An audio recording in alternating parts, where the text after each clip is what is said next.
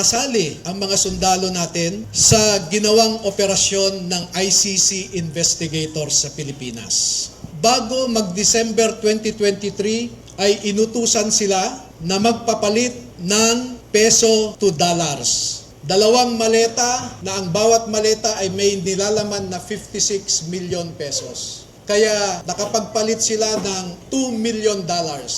At ang sabi ng mga executive assistants ni Ginoong Saldico ay pinaghahandaan daw nila ang pagdating ng foreigners. Ang foreigners na binabanggit ay mga ICC investigators. Ang ginawa nila ay mag-interview ng mga witnesses na ipinapaarating sa kanila ni Sunny Trillanes. Wala silang ibang in-interview na mga witnesses kundi ang mga tao lamang na pinapadala ni Sunny Trillanes. At para sa pag-asikaso sa mga ICC investigators na ito.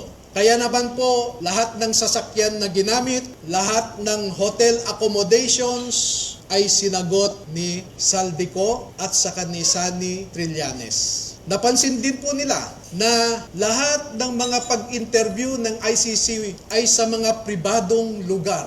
Wala man lang government office. At makikita po ninyo ang madalas na pag-deliver nila ng mali-maleta at minsan mga paper bags naman na mga pera patungo sa mga nag-aalaga sa ICC investigators. Lahat ng pagkain nila, lahat ng ginamit nilang sasakyan, lahat ng hotel, lahat ng mga condominium units ay sinagot ng grupo ni Sunny Trillanes at saka ni Saldico. At bilang isang abogado po ay nababahala ako dito.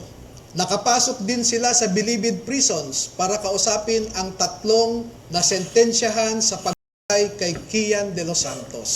Meron din silang kinausap na mga di umano ay EJK victims' families sa bahay Kalinga ni Father Flavie Villanueva.